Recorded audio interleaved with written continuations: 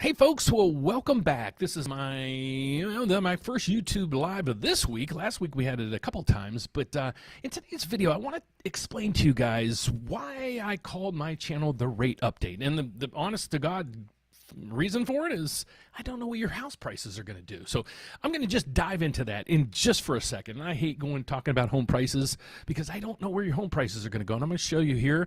But then we're going to dive in. I basically asked AI. I said, give me all the information I need to know what's going to happen with the 10-year Treasury and mortgage rates.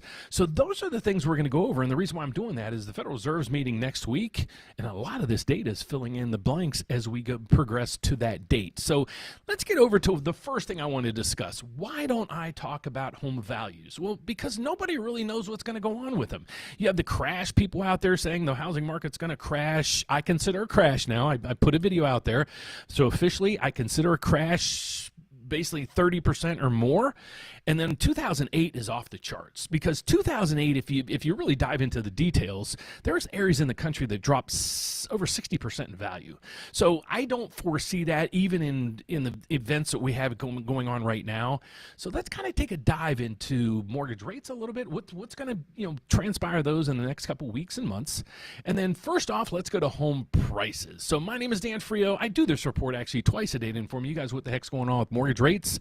And I'm a federally licensed mortgage loan officer, and I'm licensed in all 50 states as well as Puerto Rico. So if you're out there needing some help, I'd love to be able to help you. I'll give you all my information at the end. So let's start it out with this. Here's what I asked AI this morning, and I said, what markets saw double-digit changes in home prices since 2022? And the reason why I specifically mentioned that is I don't care if it went up or down. Okay, and I want to see the double-digit prices because, again, my terminology with this, a crash is up to 30% of a drop in value. I have multiple reasons for, what's a correction, a crash, and then 2008. But here's what I want to talk about. You can go to all kind of different websites, but unless you really live in any of these cities, you probably don't care what's going on. So I want to make it a point so you understand what your market's doing, and you should focus in on your markets. And I'll give you a little bit of details on how to do that here in a second. So let's just go over and see what the top gainers were the year. I did ChatGPT. I did a new system that I'm using called AI Studios. That's a Google thing. And then we're going to compare that to Zillow. This is the first section of this, folks. So let's start talking about home prices. So not all prices in the whole world dropped in value, and they're not all crashing. That's the first thing I want to get through to you guys. So the 10 markets with double-digit gains since 2022. And again, how I worded this is I just wanted the changes, double-digit changes. Okay, the first thing it's going to give us is how many the markets that went up in value. Then we're going to scroll down and see what went down in value. And then I have this other AI system I'm going to introduce you guys to today. This gives us a whole bunch of stuff. So let's break it down first. Let's go through here. And here's the total, the markets that went up in value. Now, these aren't vogue because, nobody's talking about these, but you might be because you might be moving in one of these areas.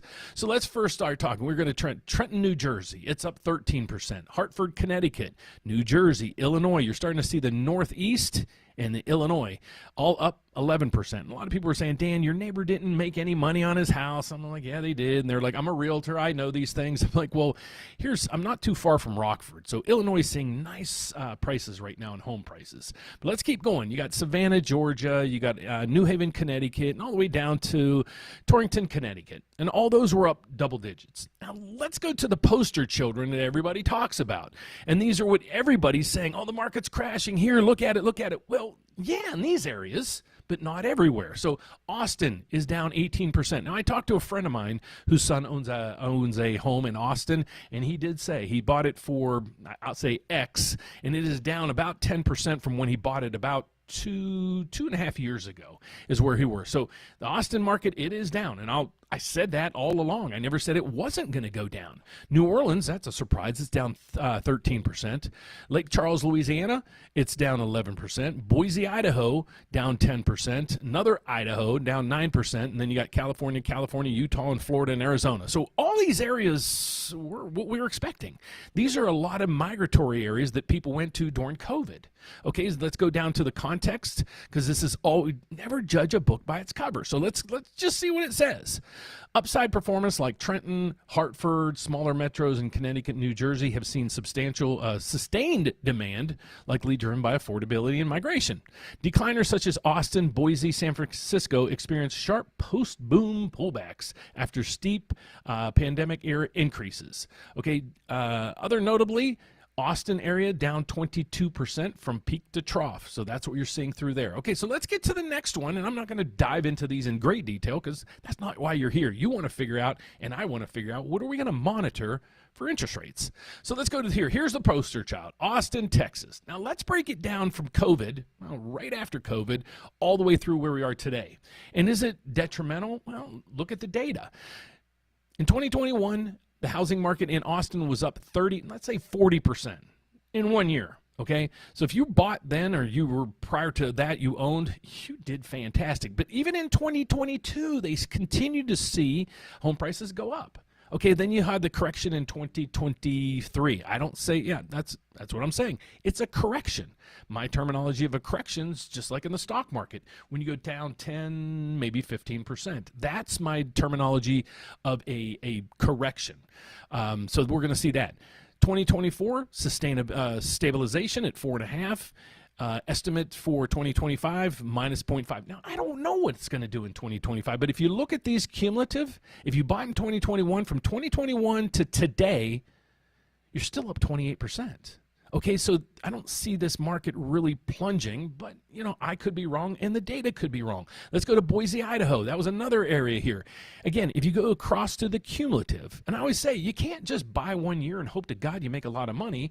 So if you go over here, it still has an increase of almost 20% on the cumulative total. So if you bought in any of these areas 4, 5, 6 years ago, you're still up on your money. If you bought over the last 2 years, you're down. And I've never said buy a house. I've never told anybody to buy a house first, and I've never said if you're going to, well, I've always said if you're going to stay there less than maybe 3 or 4 years, don't buy, because this could happen. So that's the housing market. And then you go to Zillow, and I've showed you guys in multiple emails how to look in Zillow just to see what home prices have done just year over year. And you can get a whole bunch of research from Zillow, go down through here, and they have tons of data. Now, I know I'm going to get these reports down below saying this data is absolutely wrong. It's a bunch of junk, but folks, we got to use data from somewhere.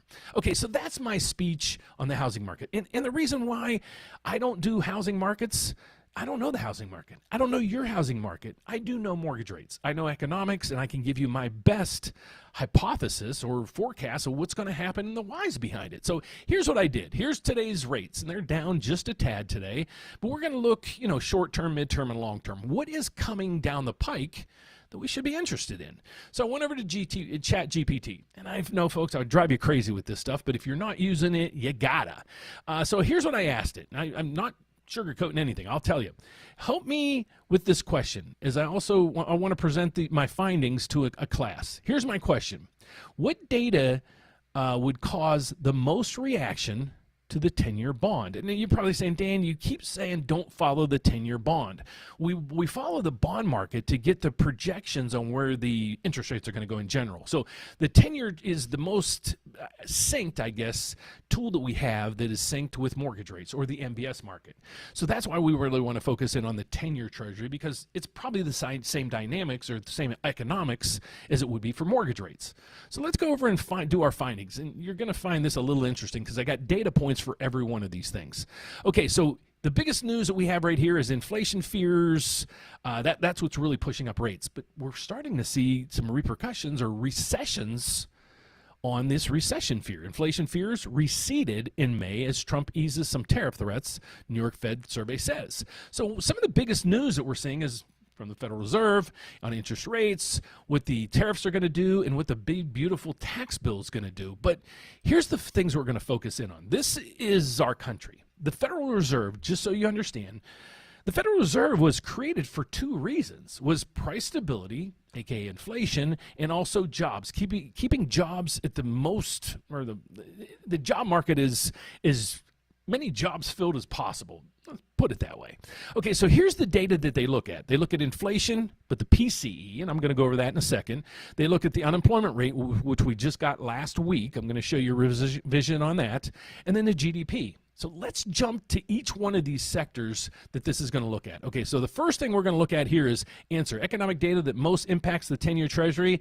The first thing we're going to see is CPI, the inflation numbers that, well, basic consumer inflation, the numbers that you and I really focus in on. The Federal Reserve focuses in on the PCE. That's right down below. But let's first start out with the CPI. Let's break down the CPI numbers. Okay, so let's go over to CPI. Here's where it is. Okay, so consumer prices. This is where it is. So the last reading, you can go to this, and what I'll do after this video, I'll put all these links down below. So if you're out there and you're in the mortgage business or you're a realtor trying to brush up on all your economics so you can explain these things to your buyers, might be some good tools for you to use. So you go down through here, and this is going to tell us what the chart is, 12 months of the inflation numbers. You can go over through here with the chart. We're going to see that in a second. Here's the chart. Okay, there's the chart. Let's go back real quick. And I just want to show you some of the numbers, because this is one of the biggest pieces of the puzzle that the Fed's going to watch when it comes to this. And the reason being is this is consumer prices. Okay, the PCE is as well, but it's just a little bit different in indices. This is saying the last time this number was reported, it came in at 0.2, up 0.2. Okay, so that's not that inflationary. And again, when we go over to the numbers the Fed's looking at, it's right through here, the PCE. Now, CPI is consumer inflation. It has a whole bunch of elements to it. All items, food, energy, so forth through here. But let's go down through here and see what it's really been doing since, well, basically, I think this comes back to 2017 or 2015. So here's what the inflation numbers look like going all the way back 10 years from today.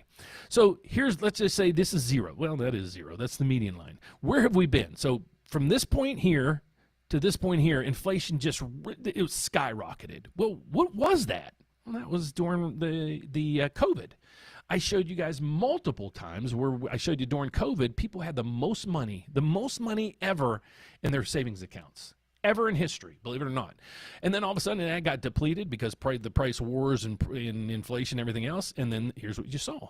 So then we had that happen, and now here's where we are. So on the consumer inflation side, nothing like we were, and it's even lower than back where we were in 2017, 2018. So on the inflation, on the CPI number, not looking too bad. Now let's go to the next piece of this puzzle we're going to look at, and this is the PCE. So let's go back to our chart. And again, the next piece of the puzzle we want to see is the PCE. Why? Why does it matter? The Fed watches the PCE to determine what they're going to do. Well, the reason why we're focusing in on that as well, the Federal Reserve, they're meeting in 8 days. So we kind of still have to figure out what the Federal Reserve's going to do. So let's get over to the chart. Here it is right here. I got tons of charts up here. Here's where the PCE number's been over the last, well, since the beginning of 2025. Now, this is the number that they want to be at 2%. Okay, so if you break down the numbers, we started January, we're at 2.5, and everybody says we're still up there. Then it ticked up a tad, and this is what scared the bejesus out of everybody.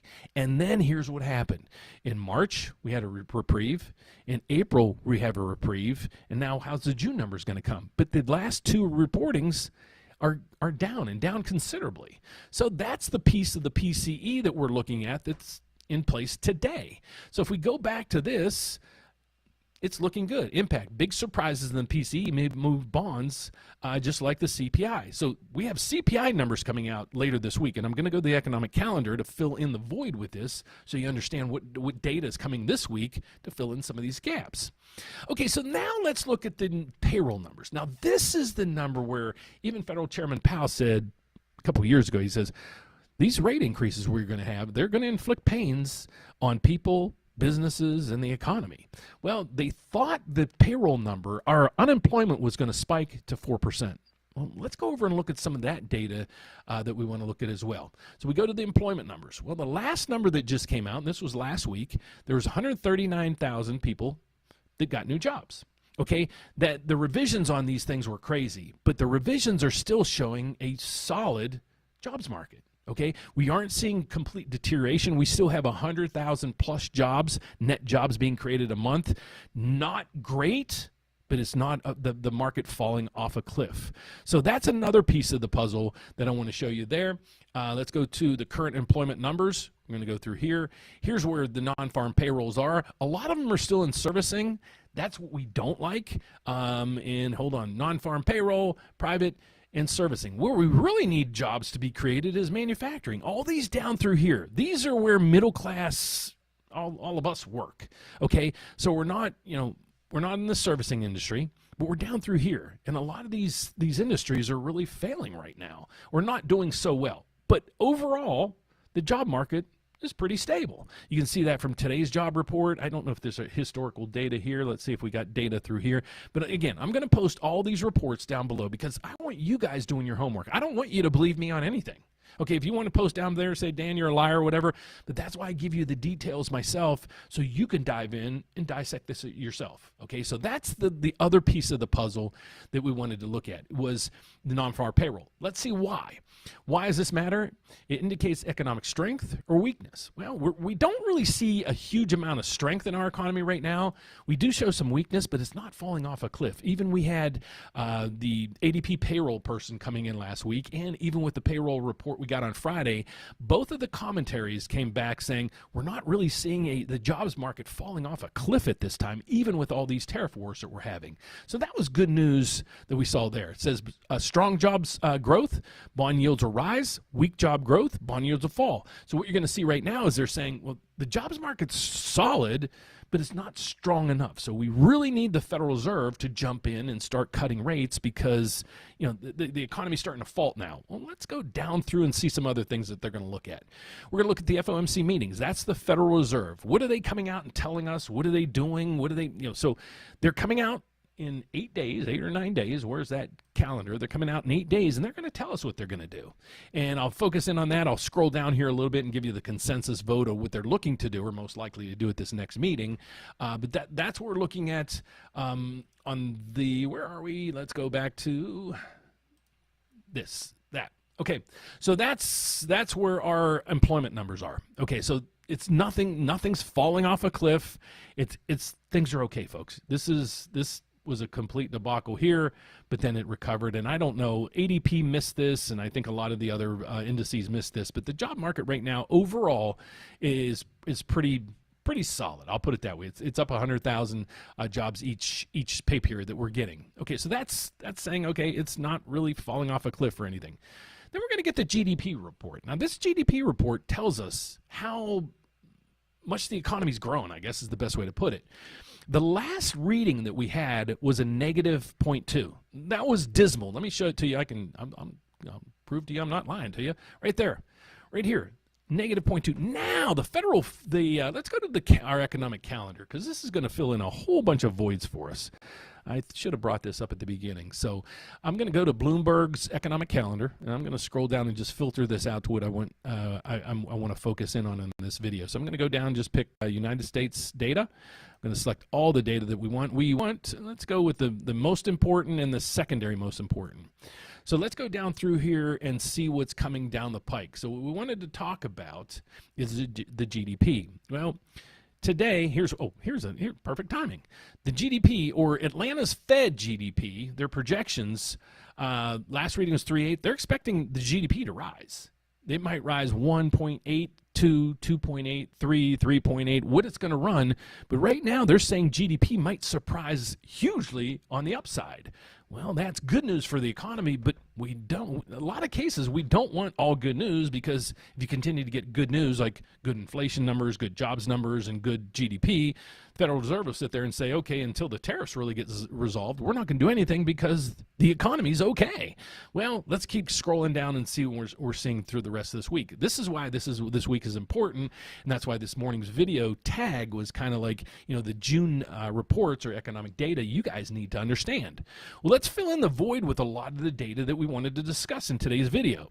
Look, we got CPI, and there's core CPI YOY, there's core CPI MOM, and then there's CPI MOM, and then CPI Y. What is all this stuff? Well, basically what CPI is, consumer inflation, put it that way. Well, what they do is they take a basket of goods and services. It's a whole arrangement of things. It might be like water and bread and eggs. That's how we knew eggs were up 120% during that time. But they take all these items, and they take a print of what the prices are at one point, and then they analyze it. They analyze it year over year. They analyze it month over month. Okay, but what the core inflation reading is they strip out food and energy. Okay, why? You know how oil fluctuates. I talk about it on this channel. Just a couple months ago, oil was teetering at $80 a barrel. Right now, it's about $63 a barrel. Big move. Eggs went from up 150% or whatever to up, 3%. Big move. So when they do the core, they strip out food and energy to kind of stabilize it a little bit more. But the CPI is the complete basket of all the goods and services. So I don't really understand the core piece of it. Well, why the consumer doesn't or needs to know about it, but we're more concerned about just the CPI. But I understand how in the economics behind why they strip out food and energy. So the previous numbers were on the CPI year over year was at 2.8, expected to go up to 2.9. I think they're going to be surprised on the lower end of this because we had a lot of numbers last week coming in more favorable than expected. We have CPI month over month from April to May was 0.2. They're expecting it to go up to 0.3, so a tenth. That is another one where I'm going to question it. I'm thinking these numbers are going to start coming in a little positive like the PCE and our inflationary data back and back. But let's go to CPI month over month and year over the year. This is where the headlines come into play. So core CPI month over month, 0.2, staying sticky at 0.2. And then CPI year over year, 2.3, inching to 2.5. Well, again, that's inflation going up on the consumer side. You and I might say, oh, that's not good for the Fed. But remember, the Federal Reserve watches the PCE. But they're going to pay attention to the CPI. So I know there's a lot of acronyms here, and I'll fill in the gaps for you. So think of CPI. The C on the front of that is consumer price inflation. Think of it that way, okay? Then we're going to get down through here the next day. I wish it was the day before. We're going to get the PPI. Now, PPI means producer price inflation, okay? And they're giving you the core, the PPI. So there's core and then just PPI. I don't know where the year over year is, but they're going to give us month over month. So last reading was negative 0.4. It's supposed to go to positive 0.7. That's a 70 basis point move. That's huge. PPI this month, May, negative 0.5, expected to go to 0.2. Still a huge move. Also in this report, we have initial jobless claims. So that fills in a lot of voids for what we're looking at on our charts. And then let's go down on Friday, there's really nothing. So a lot of the data that we need this week, or we need to figure out what the Federal Reserve is going to do is filling in the blanks this week. Okay, so now maybe you have hopefully a little more understanding of the economic news behind things. So right now, the Federal Reserve isn't expected to do anything. Let's just go right over to here. In 8 days, the Federal Reserve is going to do what? Well, let's preference it by this first. The Federal Reserve, they control one interest rate only. It's called the federal funds rate, okay? It isn't really any interest rate that you and I should be concerned about personally directly. And here's what I mean. The federal funds rate is basically interbank lending. So when one bank needs money from another, that's the rate they charge.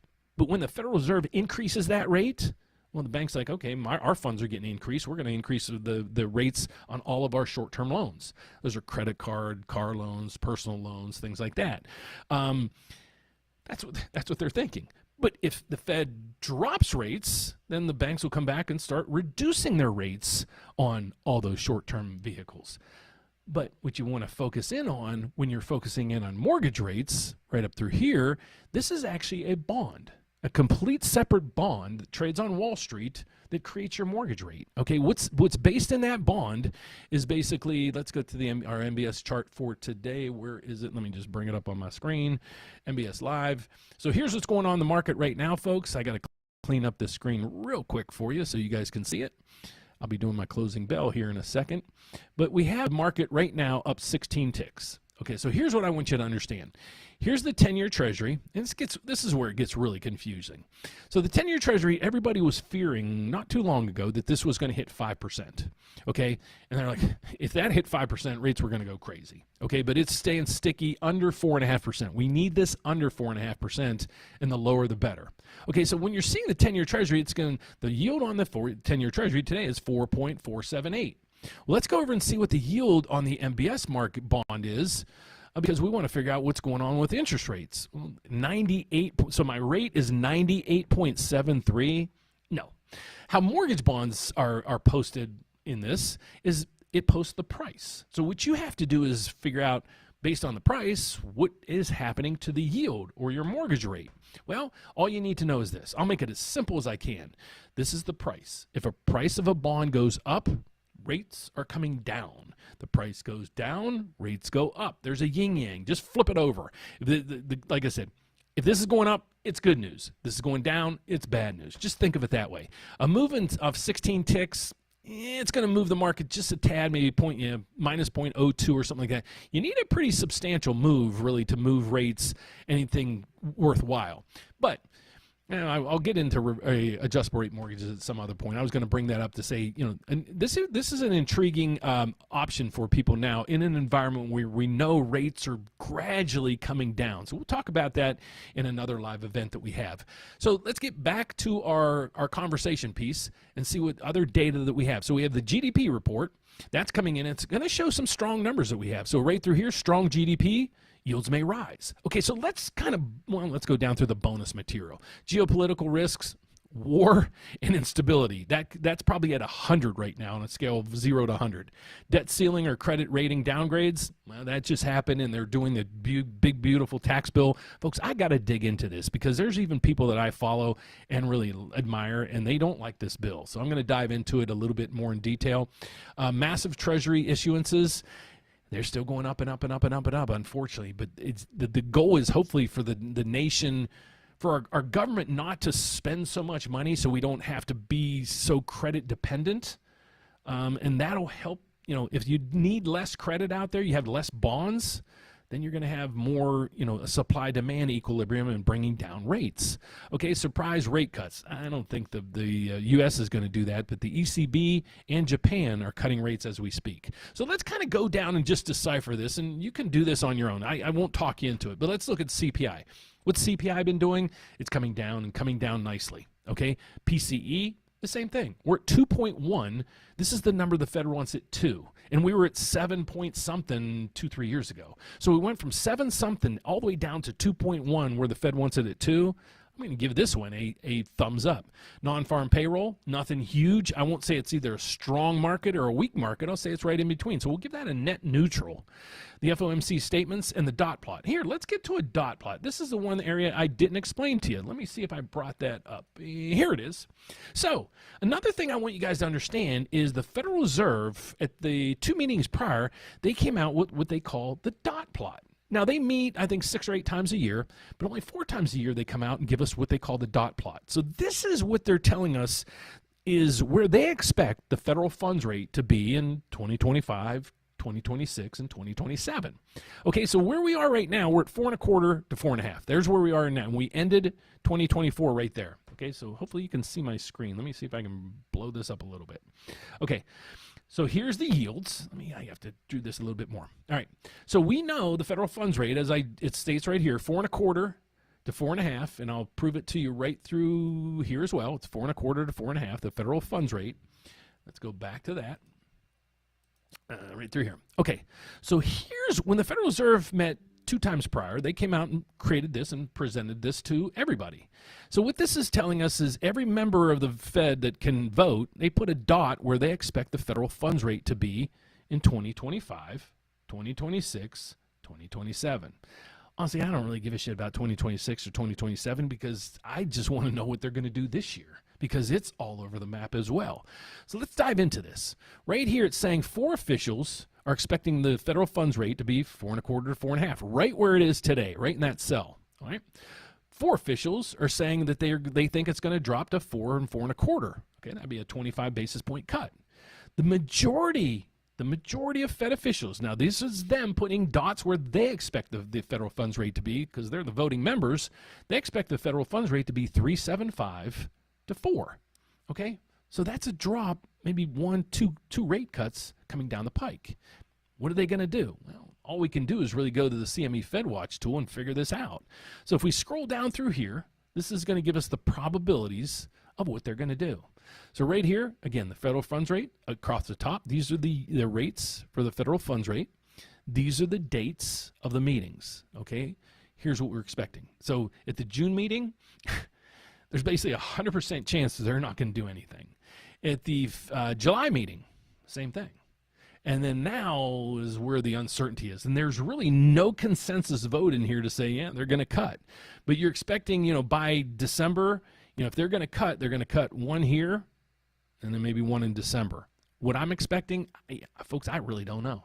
I think as long as the data, as soon as we get tariff data, resolved, and there's concrete evidence of they're signed into place and everything else, and as long as the rest of the data stays intact, you will see the Federal Reserve cutting. If you see tariffs pushing back the PCE or pushing up the CPI or pushing up the PPI, confused on this, again, we'll go back to that chart that I went over. The CPI, the PCE. The CPI is consumer inflation. The PCE is the inflation that where in the world did that go? The PCE is the inflation that the Federal Reserve monitors. It's called the personal consumption expenditure. That's what we're looking at. Okay, and then non-farm payroll. Those are basically what's in the wheelhouse of what the Federal Reserve's looking at and focused in on. So as this data comes in, I'll be able to give you more and more guidance on this stuff. But right now, I'm saying, unless there's something to really catapult the Federal Reserve to come in and cut, the last reading on jobs last week was a little weak, but I don't know if it's enough. Fed might cut rates. I don't know if it's enough for the Federal Reserve to cut rates until they really have a bead on what we're going to do with tariffs. That will be the deciding factor. And then from there, everything else will fall in suit. So hopefully now you have a little better understanding of how this stuff all works. So now the more inflationary things are, the better the economy. The better the economy, Federal Reserve's poised to sit back and say, okay, everything's good. We don't have to do anything. But as the economy deteriorates, or at least as we know that inflation is right at point of where the Federal Reserve wants it, and tariffs aren't going to add to that, then you'll see rates drop as well. But if you don't see any of that taking place, you're not really going to see rates really pull out of its range. Now, could rates go up from here? Yeah, it could come up from here. If you get a huge strong number on one of these reports, or you get PCE or CPI or PPI just skyrocketing because of tariffs, you're going to see chaos in the streets. You're going to see it in the equity markets, and you're going to see it also in the bond market pushing up yields. So where things are going to go from here, hopefully I can give you enough tools that you can do the data, and we'll just follow me on a daily basis, and I can give you my tidbits on where I think things are going to go from there. So that's why I don't like talking about housing. I don't live where you are. And honestly, if you live in Idaho or something like that, I've never even been there. So I don't know what your market's doing. But when it comes to interest rates, I can help you educate yourselves on how to figure this out and what data really to monitor on a daily basis. And that's one of the reasons why I do my videos, now that you understand what we talk about on a daily basis is what's going on with interest rates and the whys behind it. So if you got any comments out there, I'd love to answer anything you have. If you're out there looking to lock in, or if you want to quote, we actually I'm updating our website once again. What we don't have on there anymore is the loan estimate review tab. What happened in the past is, what I used to do is I'd talk about rates, and then I'd say, hey, I tell people what I do and how I do things, and then I'm like, if you're locked in and you got 30 days left on your rate lock, let me take a look at it, see if we can maybe reduce your rate or save you some money, and so we don't have that anymore. So I'm trying to work and getting that added to our website. So let's conclude with some questions out there. But just so you guys know who I am and what I do videos twice a day in regards to mortgage rates and economic data. And now you know why I do what I do, is to help you guys understand how that market works. I'm not coming in here every day saying the market's going to plunge or whatever. I'm giving you the data and why things are happening. I'm not, I'm trying to give you my best guess on my forecasts, but you just don't know what's around the corner. Same thing with housing prices. So hopefully you can take a lot of this data to the bank when you're out there looking to maybe buy that first house, or if you're looking to refinance, how you can read the tea leaves to see and monitor where rates are going. So will there be any lower rates in the next 3 years? Yeah, I would expect to be. We're decades highs that we are right now. We were at 8%, believe it or not, on mortgage rates in the end of 2023. So September of 2023, mortgage rates hit 8.02%. That's the highest rates that I've seen since a long time, and they're down from there. So a lot of times people say, oh, mortgage rates haven't moved at all. Well, they dropped to 1 full percent since where we were about a little over a year, say a year and a half ago. So they're staying sticky right here, about 6.8 to 7. There's no really catalyst to push it up over 7. You're going to probably keep hitting that mark every once in a while if you have bad data, but I don't think it's going to sit there to stay. Now the question is, when's it going to get back into the 5s? Folks, I don't know.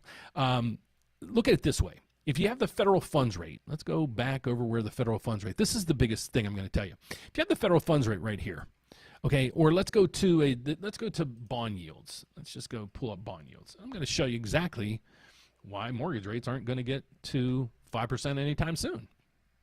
So here's what we have on bond rates and yields. Let's see if this is what we need. U.S. Treasuries. Is it just taking forever? Yes, it is. Let's see.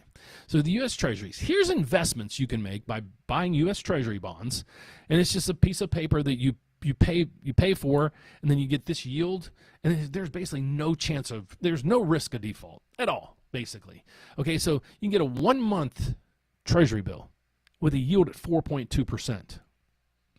What investor is in the right mind going to give you? They're going to want a big spread off of this to buy a mortgage bond with risk. Okay, but you go down through here and you're going down. You can even get a Treasury bond on a 30-year Treasury bond at 5%. There's no way mortgage rates are going to get here. Usually the spread between the 10-year Treasury right here and mortgage bonds are about 1.75. So if you add that, my math is bad. Let's do this. That's 4.478.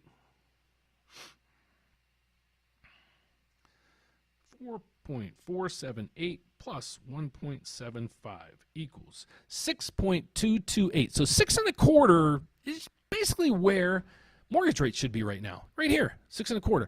What this difference is basically risk premium. How risky is it to buy mortgage bonds than Treasury bonds or government bonds or ETFs or any mutual funds? That's the risk you have to pay. So investors have the contemplation of, do I invest in something with no risk at 4.5%, 5%, or something really risky? Well, not really risky, at 6.95%. That's how all this works. So investors jump in and they're like, okay, where am I going to get the highest yield with the least amount of risk? Especially in a market that we're seeing right now, where people are moving their monies in the market and out of the market, in the market. They don't want any risk.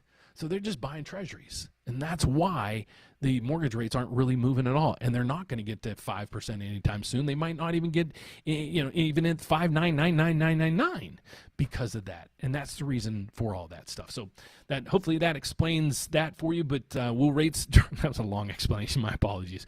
Let's go to the next one. If you got more onto that, best viewer on whatever you are. I don't know who this is. So let's just, I won't block you. I don't block anybody. Everybody's welcome to voice their opinion, but I have no idea who you are. YouTube algo loves to push home inspection videos on me, showing poor homes construction quality. Do you have any visibility into the world? Am I being misled? Like the reventure cap. Here's okay. I can find you 100 people that are saying, "Oh God, I wish I would have never bought my house." I can find you probably 5 million people that say, I'm glad I bought my house. I'm one of them. I can vouch. Okay, let me just talk about my son. I won't talk about me. My son bought a house. The house is probably, I won't say it's doubled in value, and he's in Illinois. He lives in the same town as I do. His house is up, let's say it's up 50% in the last 4 years since he bought, 4 or 5 years. We refinanced him back during COVID, so he would have bought 6 years. He bought in 2020 or 2021.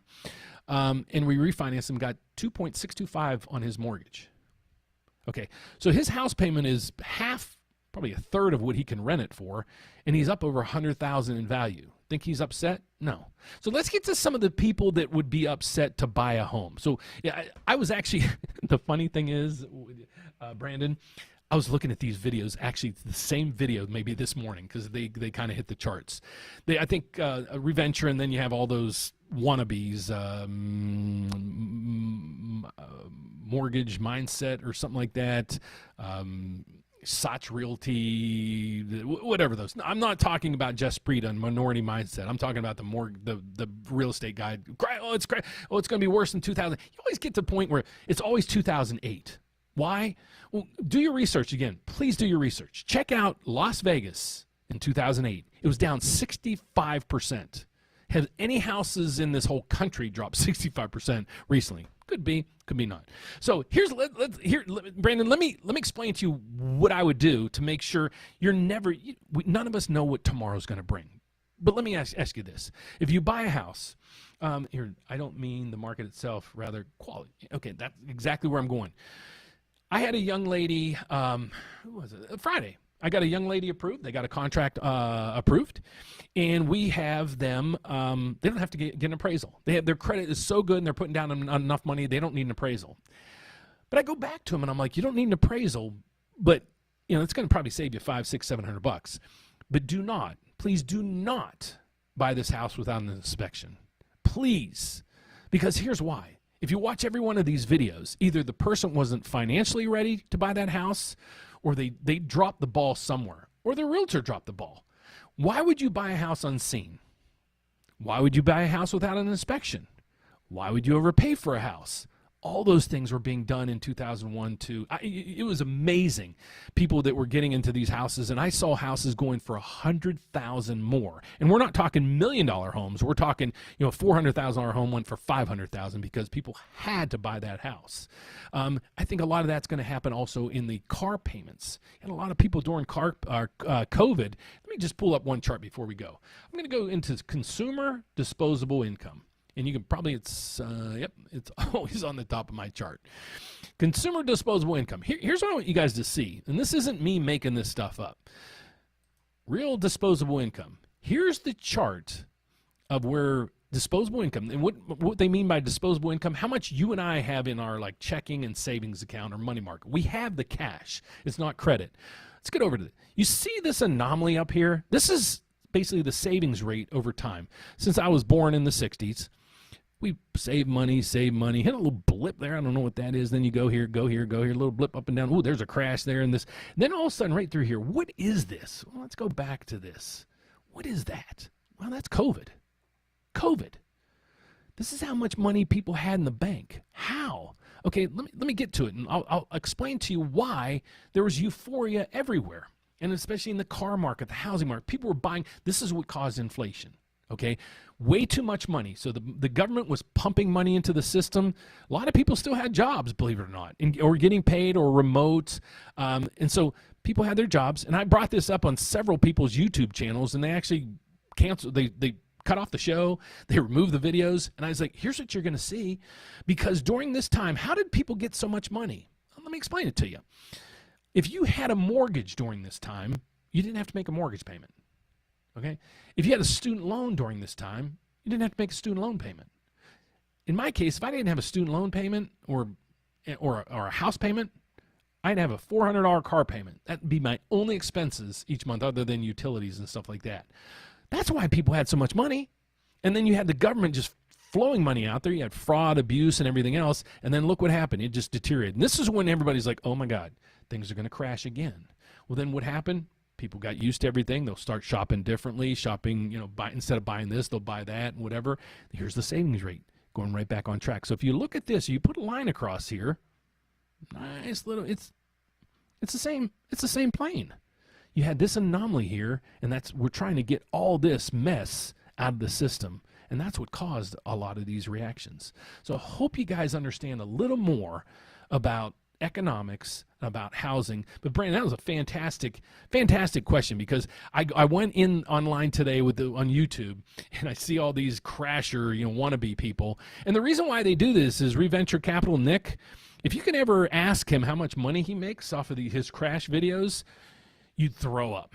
So God bless him, but I'm not going to come out here and push a false narrative to make money. And that's just not how I'm going to do it. I'm going to, go over this with you guys on how this all works. And then if you'd love to reach out to me, I'd love to help. Let me tell you a little bit about me first, and then I'll answer any other questions that you guys have.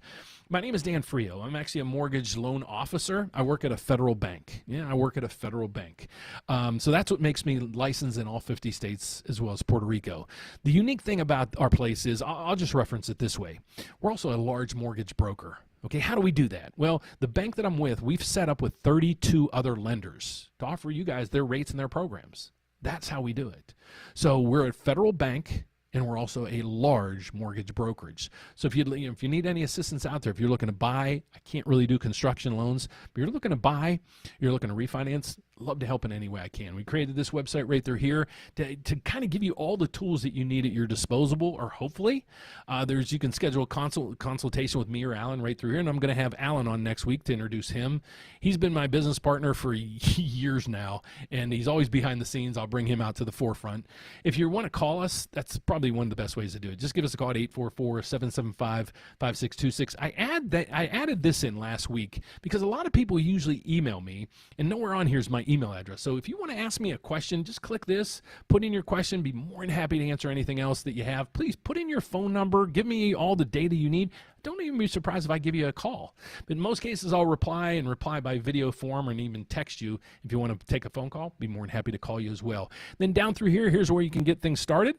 But also down below here, we have a couple tools and videos here. I have over 3,000 videos on my YouTube channel, so check those out. But if you're looking to buy, here's a good video for you. Here's one of the videos that one of the first videos I did that went viral was I was talking about credit. This talks a little bit about credit and tells you, a great system that I used during 2008 when the market just imploded. My credit got a little bit skittish, so I went to this system and used it, and it did a fantastic job, and that's why I had it. And then if you're out there and you're currently a homeowner, we have a RateWatch tool for you right through here. You can watch this video in here. You can sign up for it. What you'll do is you'll just give me all your information in regards to your mortgage. You'll say, Dan, I owe $300,000 on my house. My house is worth $350,000. I'm at a 7.9 rate. Here's my zip code. Here's my credit score. What can you do for me? And I'll get back with you as quick as I can and monitor these rates for you. So you might come in and say, Dan, when rates hit 6.5, love to be able to refinance. So I'll put it in our system to make sure I alert you as soon as that rate hits 6.5%. We can get the paperwork started and get you locked in and get you saving some money. So that's that for today. If you guys have any other questions that you have, Brandon, are you good for the day, bud? I made my mortgage payment throughout the pandemic. Dude, I did the same thing. I was actually talking to who was it the other day, and I said, man, my son. He said he made every one of his payments as well, and I did too. And then we look back, it's like, wow, we were suckers. We should have skipped those payments because they got added on to the back end. It's tax-free, but I also didn't want to, pay off my house at one point. Think if you pay off your house, on your house for 30 years, and then you thought you paid it off, and then all of a sudden, poof, you get up and you still owe $20,000. Kind of smack in the head. So I continued to pay, probably just like a lot of other people. But that's exactly what happened, in the whole scheme of things. So that is my report for today. So folks, I am a loan officer. That's what I truly do for a living. So I got to get back on the phones and get working on some applications. We got a contract in today. I got 2 applications. One was for a reverse mortgage. So if you're even out there looking for a reverse mortgage, love to help you with that as well. And so if you just need some assistance, if you're looking to buy or refinance, hopefully I could be your guy. So that is it for our report for today, guys. God bless. Thank you so much for watching. If you want to reach out to us, just go to the Rate Update